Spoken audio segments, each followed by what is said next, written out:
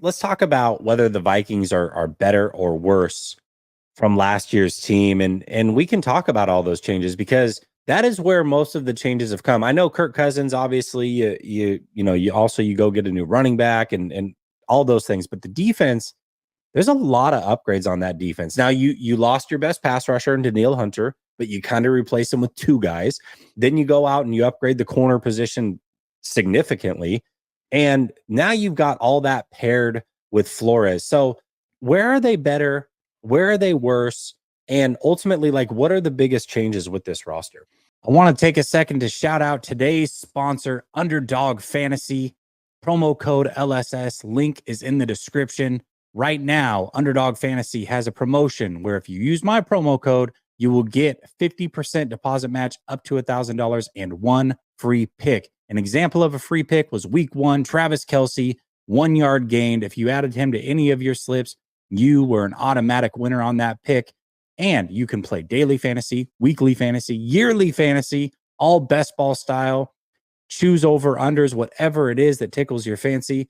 And the best part is they give you a chance to flex your picks. That means if you do a 3 pick and you're not that confident, you can hit on 2 and you come out a winner. Shout out to Underdog for always being a great sponsor. And remember, supporting our sponsors is supporting the channel. Let's get back to the video. So biggest changes, I got to start with the obvious, and that's Sam Darnold. And Sam Darnold, I think he would have been the starter anyways with JJ McCarthy.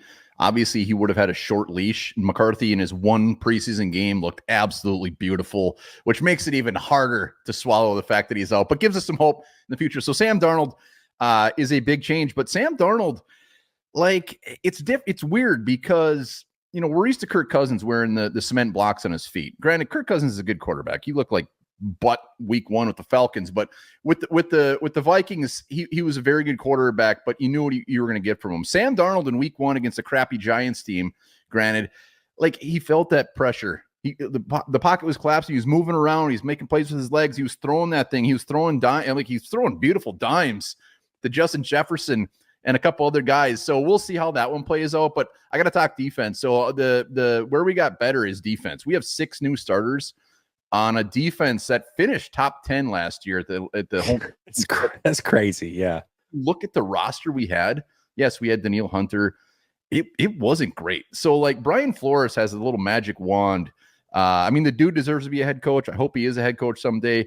I hope it's a couple years down the road because he's doing wonders with these guys. But defensively, you mentioned Stephon Gilmore. We'll see. He's not the Gilmore of 2019, 2018, but he's still an upgrade. But like the 6 new starters, like we lose Hunter, but we bring in a Jonathan Grenard. We bring in a Andrew Van Ginkel who played his butt off in week 1, absolutely lit it up. And then we draft Dallas Turner. So edge rushers, as painful as it is to say, we got a lot better, even losing Danielle Hunter. Because crazy to say that, but yeah, I agree. It's crazy because they'll have them on the field at the same time. Like, opposing offenses are like, we don't know what the hell to do with these guys because they're just flying all over the place. And Flores just basically points to the quarterback and just says, one of you guys go get them. And Patrick Jones, guy I got to mention 2 sacks last week. Patrick Jones is the guy that probably half the league probably don't even know who the hell he is. But Patrick Jones, again, an edge rusher. So where we got better is definitely edge. Defensive line is still a little bit suspect. Cornerbacks, yeah, we're better. Safety room is pretty much the same, but it all is in the middle of that defense. It's all in the middle of the defense. And Andrew Van Ginkel, 49ers fans, when you guys watch him, you're going to become a fan of him. He looks like a Viking. He's good. He's like, he's good. He does. He was meant to wear a Vikings uniform. So it's wonderful. What about the offensive line is pretty good in Minnesota, at least from outside looking in. I feel like there's some good players over there. Is there any major changes over there? Are you guys pretty much the same as last year? Pretty much the same as last year. I love the comments. It's funny whenever I do the lives, my accent is like everybody lights it up. Super I love thing. It. Yeah. I love it. Bring it on, especially when I say about. I'm pretty much the Fargo movie. My co-host is the same way, so it's pretty damn fun.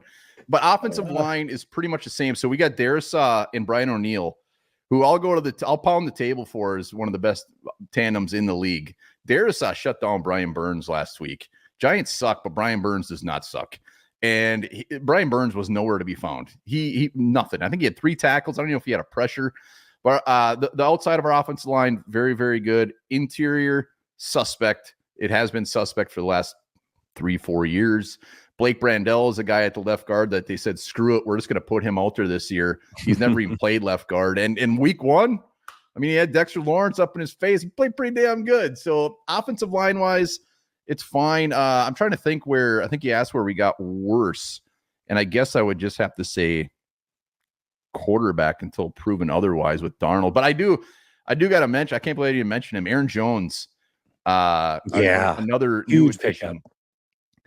So when we signed him, former Packer, the dude could have came out and rushed for negative 20 yards last week. He already did his job because he broke Packer fans' hearts, just the fact that he's wearing purple. But he goes out there and lights it up, man. The dude got 95 yards, something like that, on 14 carries, and he looks spry.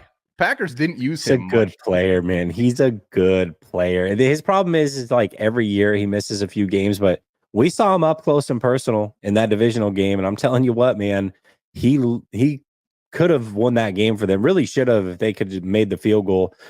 He's a hell of a player, and he's a handful. And then the system is perfect. It's the same system. He just comes over, plays for Minnesota. He's a really good player. Now, you did mention Van Ginkel, and I do know that he showed up on the injury report. Is there any issue? I mean, is he going to play? Is that the expectation? Like, what's going on with him? It sounds like he's gonna play. One of the Vikings insiders just tweeted out this afternoon that he doesn't see any reason why he's not gonna play. Okay. Which is huge. But one thing who popped on the injury list today was Harrison Smith with a hip, which nobody knows what's going on. So that is definitely one to watch. And Jordan Addison is going to be out, who was the man last year when we played you guys. He stepped up for Jefferson, lit it up. And really Brian O'Neill was on it too with an ankle. So again, nobody really knows. I would expect him to play. He better play, or it's going to get ugly. It's going to get ugly real quick. Yeah, man. Yeah, well, you guys are already without your stud tight end as well, so that doesn't help. I get it, and the 49ers, are very deep, but definitely some injuries. Christian McCaffrey himself is out, and they started the season without Greenlaw and Hufanga. Hufanga might play, maybe he might wait till week 3, week 4. We'll see how it plays out, but definitely some injuries of our own for sure.